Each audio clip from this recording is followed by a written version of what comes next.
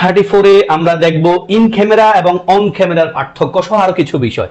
In camera দ্বারা কি বোঝায় ভাই? ইন ক্যামেরা দ্বারা বোঝায় হলো গোপনে বা বিচারকের ব্যক্তিগত কক্ষে বা জনসাধারণ সাংবাদিকদের উপস্থিতি ছাড়া, মানে গোপনে। তাহলে ইন ক্যামেরা মানে কি? গোপনে। আর অন ক্যামেরা মানে হলো একেবারে প্রকাশ্যে, যেটা আমরা সিনেমার কথা ইউজ করি। সিনেমা নির্মাণ অথবা টিভিতে প্রচারের জন্য ক্যামেরায় ধারণ করা হয় অথবা ক্যামেরার ধারণ করা হয়েছে এমন। বাক্য দেখলে বুঝবেন, বাংলা অর্থ বাদ দেন। লেখা আছে দেখেন, দ্য ট্রায়াল মানে বিচার ওয়াজ হেল্ড হয়েছিল ইন ক্যামেরা মানে কি? গোপনে।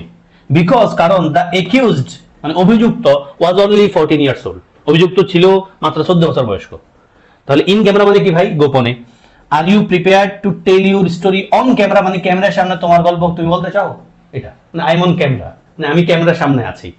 I have some conversation with you in camera, আমার সাথে আপনার সাথে আমার কিছু কথা আছে গোপনে। ইন ক্যামেরা মানে কি? গোপনে। আর অন ক্যামেরা মানে হলো একবার প্রকাশ্যে, এটাকে রেফার করে ক্যামেরাতে। তারপর আসেন ভাই, অন দা হাউস আর ইন দা হাউসের পার্থক্য কি? অন দা হাউস মানে হলো বিনামূল্যে, আর ইন দা হাউস মানে তো বাড়িতে আমরা জানি। অন দা হাউস মানে কি? বিনামূল্যে, ইন দা হাউস মানে বাড়িতে। বাক্য দেখলে আরো ভালো লাগবে। I had a drink on the house, I had a drink on the house মানে আমি ফিরি ফিরি খাইছি, এটা বোঝাচ্ছে, পান করছিলাম। The dinner is on the house for you, শুনলে মনে হবে কি রে ভাই, the dinner is on the house for you মানে ডিনার আপনার জন্য ফ্রি, চলে আসেন। I am worried about leaving home alone in the house all day. I am worried about leaving home alone in the house all day. He is not in the house at the moment right now. At the moment অথবা right now. তাহলে ভাই on the house বলতে free free বোঝায়, আর in the house মানে বাড়িতে বোঝায়। Confine শব্দের সাথে দুটো প্রিপোজিশন বসে এবং আমাদের পরীক্ষাও আসছে ভাই। কনফাইন টু অথবা কনফাইন ইন, পার্থক্য কি?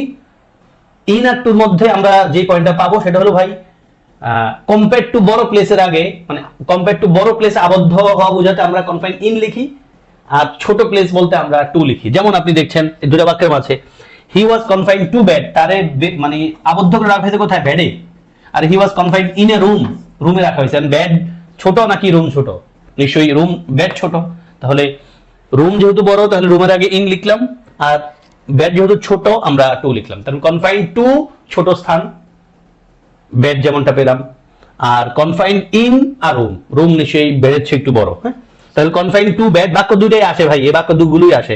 হি was confine to bed, he was confine in a room for 10 days 10 দিন ধরে। কাউন্ট শব্দের সাথেও কিন্তু প্রিপোজিশন বসে দুইখান। My advice counts for nothing, আমার উপদেশ গণনাযোগ্যই না। কাউন্ট ফর মানে গণনা করা, এমনটা বোঝাচ্ছে, মানে গণায় ধরে না আর কি। My advice counts for nothing, আমার উপদেশের কোনো দাম নাই, এমনটা রেফার করছে। অন্যদিকে you should count on or upon their help, তোমার ইউ শুডন্ট কাউন্ট তোমার উচিত না নির্ভর করা, রিলাই অন রেফার করে, rely on, depend on, bank on, hinge on. তাহলে you should not count upon on অথবা অন দেয়ার হেল্প, তাদের সহযোগিতার উপর তোমার নির্ভরশীল হওয়া উচিত না। অন আর আপন দূরে থাকলে আমরা আপনকে প্রেফার করি, কারণ আপনটা বেশি একাডেমিক। এবং আমাদের কারো জীবনেই কোনো বিষয় নিয়ে নির্দিষ্ট কোনো ব্যক্তির উপর কখনোই নির্ভরশীল হওয়া উচিত না। যদি আপনি হয়ে থাকেন, আমরা সবাই হই, বাট দেখেন যদি কারোর উপর কোনো বিষয় নিয়ে নির্ভরশীল হন, তার কাছে আপনি ছোট হয়ে যাবেন।